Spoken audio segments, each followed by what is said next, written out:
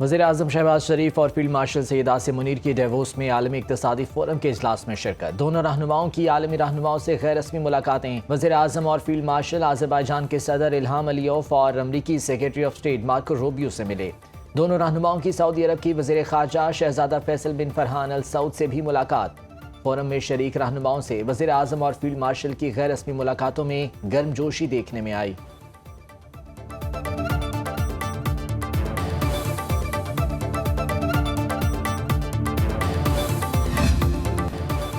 مصطفیٰ کمال کا کراچی کو وفاق کا حصہ بنانے کا مطالبہ۔ شہر قائد کو صوبے کی بجائے وفاق کے ماتحت کیا جائے۔ اس ایڈمنسٹریشن کا شہر مزید متحمل نہیں ہو سکتا۔ وفاقی وزیر صحت مصطفیٰ کمال کی سندھ حکومت پر کڑی تنقید۔ 18ویں ترمیم کا عوام کو کوئی فائدہ نہیں ہو رہا۔ ترمیم انہیں مار رہی ہے، ان کی نسل کشی کر رہی ہے۔ کراچی میں جمہوری دہشت گردی بند کریں اور کتنا خون کتنی لاشیں مزید اٹھائیں، ہمیں ٹائم فریم دیں کب تک قربانی دینی ہے۔ ہم تو ریاست کی طرف دیکھ رہے ہیں، سارا کراچی ہمیں کہہ رہا ہے ہم کچھ نہیں کر رہے۔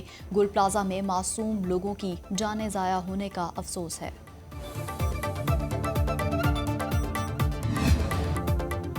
کیا کراچی کو وفاق کے حوالے کرنے سے مسائل نہیں ہوں گے؟ کیا 18ویں ترمیم ختم کرنے سے سانحات نہیں ہوں گے؟ جھوٹ بول کر ہمیں جواب دینے پر مجبور کیا جا رہا ہے۔ سانحہ گل پلازا افسوسناک اور دردناک ہے۔ ہر آنکھ اشکبار، ہر پاکستانی افسردہ ہے۔ کسی بھی قیمتی جان کی کوئی قیمت نہیں ہو سکتی۔ وزیر اطلاع سندھ شرجیل میمن کی نیوز کانفرنس۔ کہا انکوائری رپورٹ پر حکومت ایکشن لے گی۔ مستقبل میں ایسے سانحات کی روک تھام کے لیے تاجروں کے ساتھ مل کر اقدامات کیے جائیں گے۔ گل پلازا میں لاشوں کی شناخت کا عمل جاری ہے۔ کوشش ہے جلد لاشیں لواحقین کے حوالے کر دی جائیں۔ جتنا بھی نقصان ہوا سندھ حکومت اس کا ازالہ کرے گی۔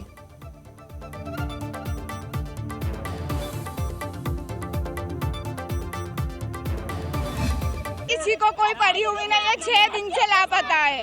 وہ ایک کمانے والا تھا، گھر میں ماں کیسے پڑی ہوئی ہے؟ باپ ہارٹ کا پیشنٹ ہے۔ کچھ پتہ بھی نہیں دے رہے، کچھ بول بھی نہیں رہے۔ بھائی میرا بھائی ہے، اس کا بھائی اس کی ہے۔ دکان ہے، 5 دن سے کوئی عطا پتہ نہیں ہے۔ ہر ماں کا لال اندر پھنسا ہوا ہے یار۔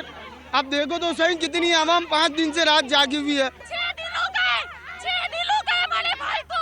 ماں کا روڑ ہو کے برا حال ہے۔ باپ ہمت رکھ کے بیٹھا ہے کاس پہ کہ ابھی آئے گا میرا بیٹا، ابھی آئے گا۔ کب آئے گا؟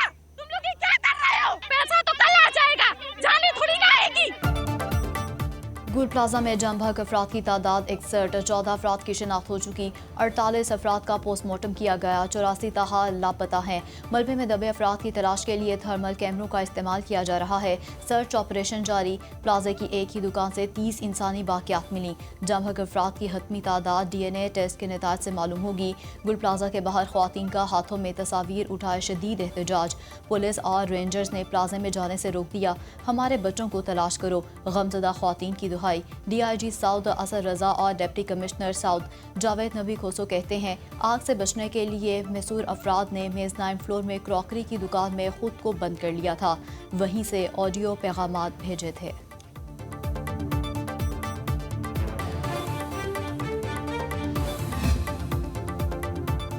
گل پلازا کی دوسری اور تیسری منزل کو کلیئر کر لیا گیا۔ فائر آفیسر ظفر خان کے مطابق پہلی منزل، میزانائن اور گراؤنڈ فلور پر سرچ آپریشن جاری۔ عمارت میں پھنسے افراد کی لاشیں گراؤنڈ، میزانائن فلور اور پہلی منزل سے ملیں۔ بلدیہ عظمیٰ کراچی کی ٹیمیں گل پلازا سے ملبہ ہٹانے کے کام میں مصروف۔ ترجمان بلدیہ عظمیٰ کراچی کے مطابق ملبہ مکمل نگرانی اور احتیاطی تدابیر کے ساتھ کے ایم سی گراؤنڈ منتقل کیا جا رہا ہے۔ کوشش ہے ریسکیو اور کلیئرنس کا عمل جلد از جلد مکمل کر لیا جائے۔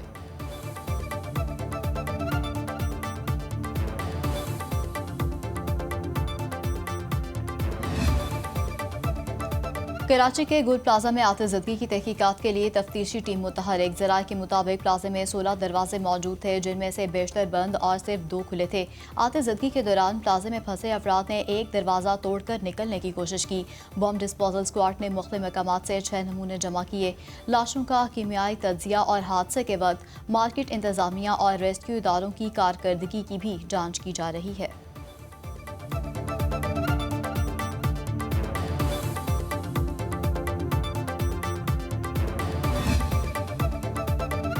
کوئٹہ میں پرنس روڈ لیاقت بازار سے ملحقہ علیم پلازا آگ لگنے سے مکمل تباہ۔ 250 سے زائد دکانیں جل کر خاکستر۔ متاثرہ تاجروں کا کہنا ہے دکانوں میں موجود موبائل فونز، لیپ ٹاپس، گارمنٹس اور سنوکر کا سامان جل گیا۔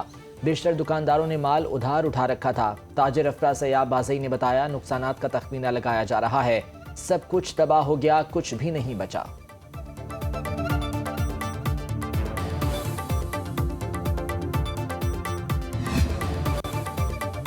کراچی کے مختلف علاقوں میں تیز ہواؤں کے ساتھ کہیں ہلکی کہیں تیز بارش۔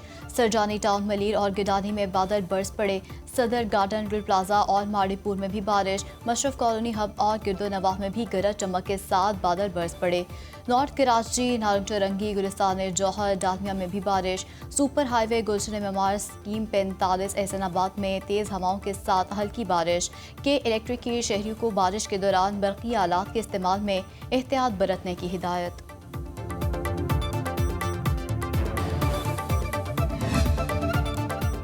بالائی علاقوں میں خون جما دینے والی سردی، درجہ حرارت نقطہ جماعت سے گر گیا۔ کوئٹہ سمیت بلوچستان کے مختلف اضلاع میں برف باری اور بارش۔ ہب کے علاقے دریجی میں آسمانی بجلی گرنے سے ایک شخص جاں بحق، 2 افراد زخمی۔ ڈیرہ بگٹی، لسپیلا، ژوب، گوادر، جیونی، نصیر آباد، واشک، پنجکور، آواران میں برسات۔ چمن، پشین، کلا عبداللہ، زیارت، کان مہترزئی میں روئی کے گالے بکھر گئے۔ باڑہ، جمرود اور گرد و نواح میں بارش۔ وادی تیرہ، خیبر اور مظفر آباد میں برفانی قالین بچھ گئے۔ سندھ کے متعدد شہروں میں بادل جم کر برسے۔ جیکب آباد، شہداد کوٹ، ٹانک، دادو، قاضی احمد، نوشہر و فیروز، جوہی، صحبت پور، ہرنائی اور اوسطا محمد میں بارش۔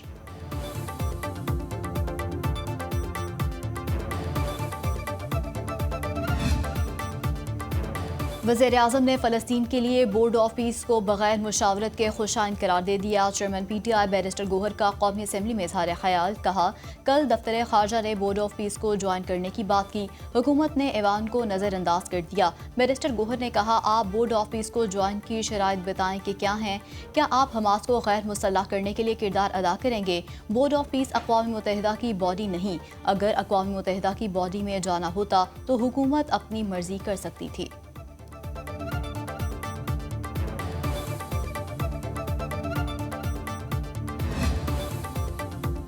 روس غزہ امن بورڈ کے لیے $1 ارب دینے کو تیار ہے، صدر پوٹن کا اعلان، کہا سابق امریکی انتظامیہ نے روسی اثاثے منجمد کیے تھے، منجمد روسی اثاثوں سے امن بورڈ کے لیے فنڈز فراہم کرنے کی پیشکش بھی کر دی گئی۔ امریکی صدر کے بورڈ آف پیس میں شمولیت کی دعوت کا جائزہ لیا جائے گا۔ وزارت خارجہ کو دستاویزات کا مطالعہ اور شراکت داروں سے مشاورت کی ہدایت کر دی، مشاورت مکمل ہونے کے بعد ہی جواب دیا جائے گا۔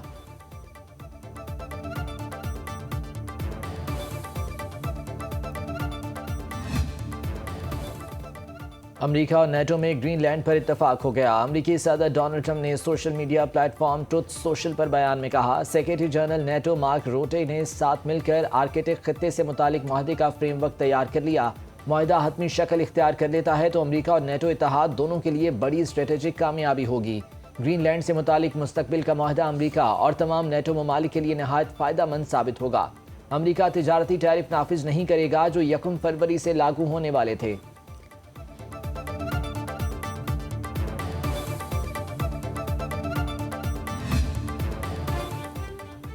واشنگٹن ڈی سی کے کینیڈی سینٹر میں ریپبلکن ارکان کانگریس کو گرین لینڈ کے نقشے والا کیک دیا گیا جس پر امریکی پرچم کی آئسنگ کی گئی تھی۔ امریکی میڈیا کے مطابق کیک کو ڈونلڈ ٹرمپ کی جانب سے گرین لینڈ حاصل کرنے کی کوشش کی علامت قرار دیا جا رہا ہے۔ ریپبلکن ارکان کانگریس نے کہا یہ امریکہ کی 51ویں ریاست ہیں، آئیں تصاویر بنائیں اور کیک کاٹیں۔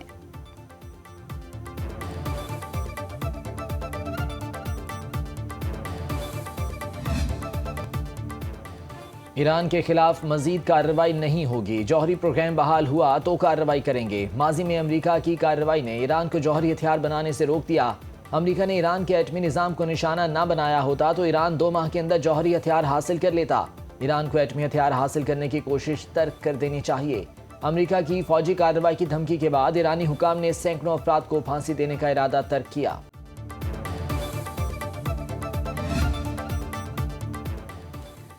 امریکی حملے کی صورت میں اسرائیل کو ایرانی جوابی کارروائی کا خطرہ، دفاعی الرٹ بڑھا دیا۔ اسرائیلی میڈیا کے مطابق ایرانی قیادت امریکی حملے کے جواب میں حکمت عملی پر غور کر رہی ہے۔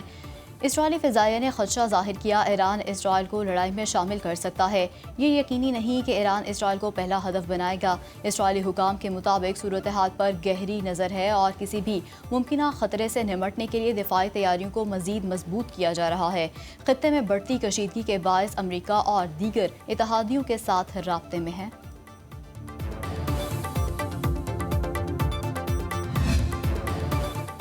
پاکستان سٹاک مارکیٹ میں کاروبار کا مثبت آغاز، 100 انڈیکس میں 451 پوائنٹس کا اضافہ، انڈیکس کی 1,87,485 پوائنٹس پر ٹریڈنگ۔ انٹر بینک میں امریکی ڈالر کی قدر میں استحکام، 279.90 روپے پر برقرار۔ یورپی مارکیٹوں میں بھی تیزی کا رجحان، سونے کی فی اونس قیمت میں $100 کی بڑی کمی، فی اونس قیمت $4,782 رہ گئی۔